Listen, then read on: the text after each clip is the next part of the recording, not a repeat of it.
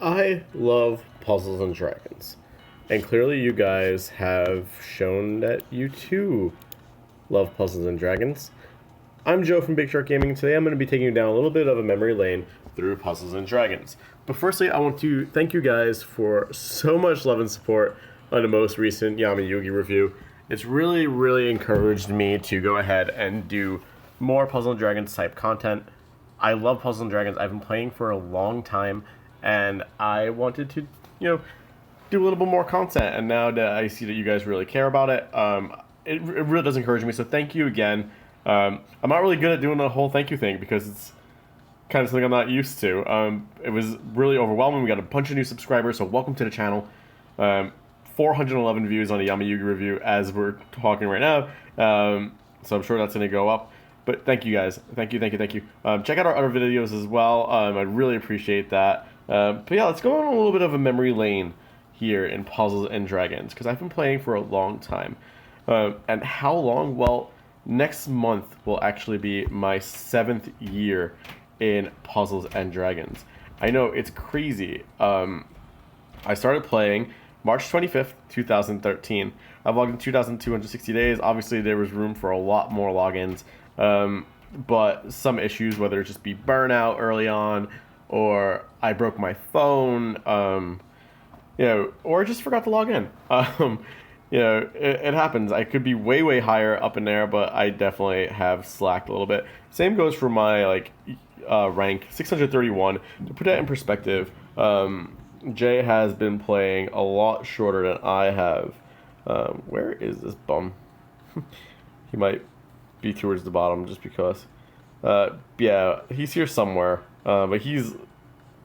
Where is he? There he is. 607. So, I definitely have room to be a lot higher ranked. To put it in comparison, my buddy Lobster Dog, I have been playing with for about 2,600 days. And he is ranked 800 and change. So, yeah, we've been friends for 2,467 days.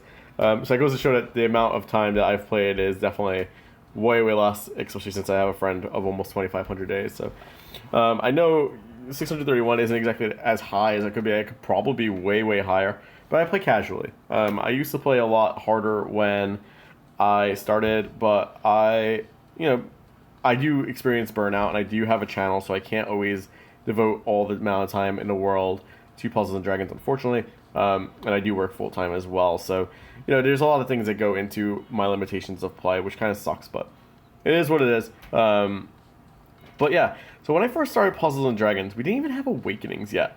And of course, I did start off with Plasios. This is my original Plaios. Even he's come a long way since I started playing. When I started playing, his Blizzard Breath did not include the 1.5 times attack for order attributes.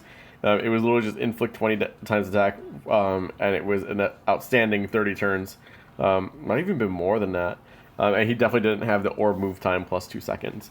Goes to show that Plaios was actually a pretty good lead. All the leads were. They were all viable in the beginning.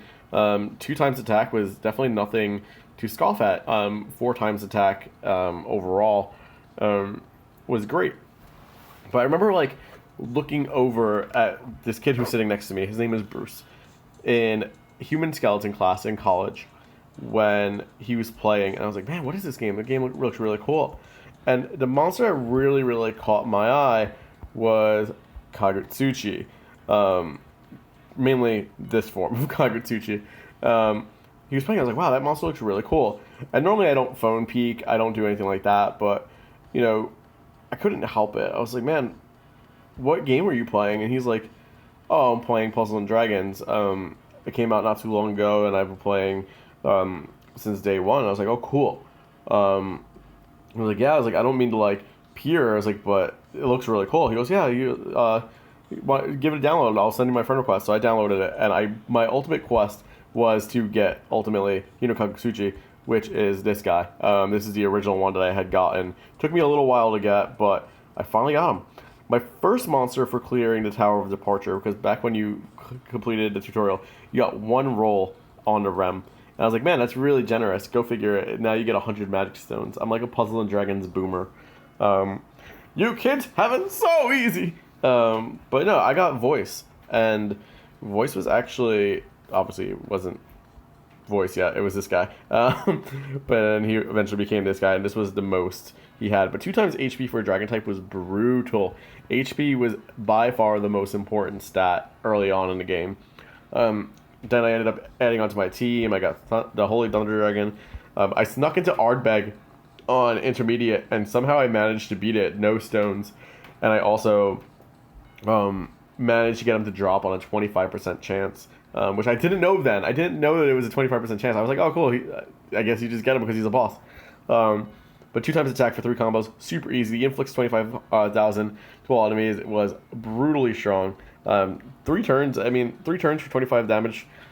It's okay. It's not true damage, so it could be reduced to 0, and that kind of sucks. But I mean, you never know. It could come in handy a little bit. I'm playing devil's advocate here just because I have some favoritism. But I've tried to leave like my original monsters like in their original state. Obviously, barring Neptune. Neptune was my first really big monster. I picked him up, and obviously I ran the Sea Deity Abyss Neptune. Ultimate Awakenings weren't really, I mean, Ultimate Evolutions weren't really prevalent, and for the longest time I only had Sea Deity Neptune. It wasn't until I found about PuzzleDragonX.com that I found out the Ultimate Evolution recipes, because at first they weren't like shown. You never knew what the Ultimate Evolution monsters were, and you had to like sit there and mix and match until you finally figured it out. And it would still do like the whole evolution thing became yellow, but you went to like power up. You go to power up and like just slap some monsters in there, and if it was yellow, then you knew it had an evolution. Other than that, you didn't know. So I added all the Rippers. I added Lilith. I was running a sick Poison team. Poison was so broken in the beginning. And then I got Mastering before King Mastering came out. Echidna. I got the first droid. Then I got Orochi. Orochi was pretty cool. But then I got this bad boy. And let me show you. This was the evolution I was running. And 10 times attack for 10 plus combos. You don't realize how hard that is in the beginning.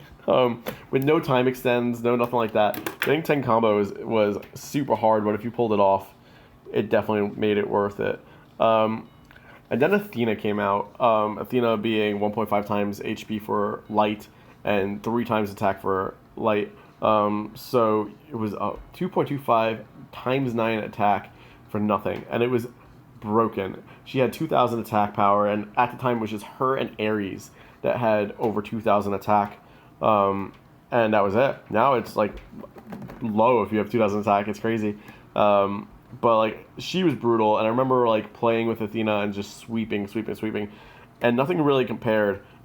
Lucifer came out, and the original Lucifer, this bad boy, was everywhere because of his times 2 HP and times 2 recovery for Dark, and you could run a pretty good Dark team early on. It didn't really matter who you plugged and played at that point because you had times 4 HP and times 4 recovery. You were super tanky, and a lot of people would do that. I think he was the first like big time everywhere monster that everybody had. And then Juggler came out from Crystal Defenders. Juggler blew everything out of the water. Everything was fine until the Juggler attacked. And it wasn't even his evolution. It was like the first form of Juggler before he even had an evolution. And it was 1.5 times attack and 7 times... 1.5 times HP and 7 times attack just for 2 heart combos. Which means that you had 2.25 HP, so you had bulk. And then you also had 49 attack power. It was broken. It was the most broken monster I ever remember coming out at the time, and I unfortunately did not get him. It was one of the things that kind of like surpassed me, and we ended up getting like some combo leads like Bastat. We got Callie as a rainbow, Sakuya as a rainbow. Then we started getting more like awakening evolutions, and things just got better and better. But look how long it took me to get Kagutsuchi. This is the original one. And then I pulled another one. I actually pulled 2 of them back to back after this. I got rid of the one, and obviously Chrono Turtle. But it took so long. Like I got Krishna before I got Kagutsuchi. But I remember getting him. I was like super euphoric, and it was great. I got the bears. I love Pad. What a perfect monster for this. I had Devi Bear. But yeah, so, I remember so much about pad before weapon assists were even a thing, before awakenings were a thing, when skill ups were a nightmare. God, the skill up system was awful, and we were constantly petitioning Gung Ho to change it because it's so bad. It's a lot more forgiving now. It's still pretty much the same system, but you at least have like pies now, where you have like Rainbow P and like all like the Elemental Ps. But man, this game has come such a long way. I remember even going into like the normal dungeons, right? Legendary Earth was the last one, chapter 3, episode 14. And then for like the special dungeons, there was only endless corridors and then true endless corridors. And now there's so many of them. It's, wow, rank EXP times 7. I might have to farm Legendary Earth a little bit. But I just want to say like thank you to Puzzles and Dragons for all of the years of fun and support. I definitely have come a long way in terms of this game. I'm still using Ganesh, by the way. I refuse to use Saline. And this team is just like a throw together just for EXP of a lifetime. I refuse to use Saline just because Ganesh was the original one. I know I could probably like evolve Ganesh into his reincarnated form, but I won't. But yeah, it's, just running a few teams like Zayrog with double Curiori. What I do with this one is I run the Curo loop, and I have my friend Zayrog constantly half HP, getting 40% HP back every time, and you're realistically getting all of your power at no loss. Dark Karen team. Dark Karen is just such a good team. This Cotton is the wrong Cotton. I don't know why she's there, but sure. Dark Metatron. I remember when Metatron came out, everybody went crazy. I remember when Dark Athena came out. Dark Athena was one of like our original good pad videos. I think it got over 1,000 views. Reach is new. Rayo, Ife. I tried Ife for a little bit. She's actually pretty good. I don't think she gets a lot of credit, but could be better. Velkhana. This Yugi team is the one I've been running. Extremely brutal.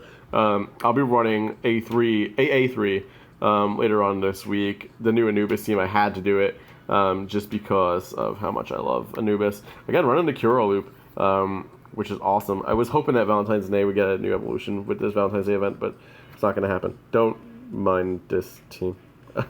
This was my Madoo team, but I traded Madoo for Yugi, so yeah, I just added in Regent Kun. But yeah, Puzzle and Dragons is that one game where like I got really stuck playing, and I could never really shake it. I played a lot of games for a long time. Like I played Conquer Online for many years, and I was able to quit that. Puzzle and Dragons, I never even had like the instance where I wanted to quit, where it was something where I was like, I'm not really enjoying this anymore. I'm gonna just stop playing. There's been times where like I've had some burnout, but never anything that was like longer than a couple of days, and I would come back. But I don't know. I really love Gung Ho. I really love Puzzle and Dragons. I love the generosity that they give to their fans and their players. Like I said, you could beat the tutorial and get 100 magic stones, and go back and beat the story mode and get 100 magic stones. They've given us 100 magic stones on several instances. We finally just finished the 2-month period where we're getting 5 stones every day, which, if you think about it that way, was 300 plus stones. And I have 0. I've spent them all. I'm such a bad spender. It's so bad. But I've had so much fun with Puzzles and Dragons, and I just want to take this moment to thank you guys for the support that we got on our recent video, and go through a little bit of memory lane. I've never done this before, but this is my ID. If you guys want to send me a friend request, feel free to do so. I'm maxed out on friends right now, but I will definitely add some friend slots later on today. I'll be getting some stones and adding on some friend slots, so feel free to add me. I'm sure Jay will put his codes on the bottom as well. I want to play with more people. I want to make more pad content, not because it did so well, but because the comments that I've gotten, everybody's been super receptive and super friendly, and I appreciate that. So thank you guys so much. I hope you guys enjoyed this video. If you did, make sure to subscribe, and I'll see you guys next time. Bye, everybody.